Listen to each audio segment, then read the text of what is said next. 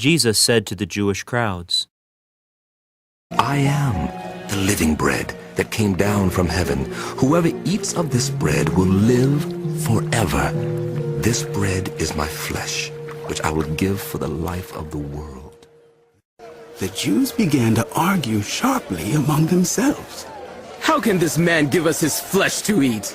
Jesus said to them, Very truly I tell you, unless you eat the flesh of the Son of Man and drink his blood, you have no life in you. Whoever eats my flesh and drinks my blood has eternal life, and I will raise them up at the last day. For my flesh is real food, and my blood is real drink. Whoever eats my flesh and drinks my blood remains in me, and I in them. Just as the living Father sent me, and I live because of the Father, so the one who feeds on me will live because of me. This is the bread that came down from heaven. Your ancestors ate manna and died, but whoever feeds on this bread will live forever.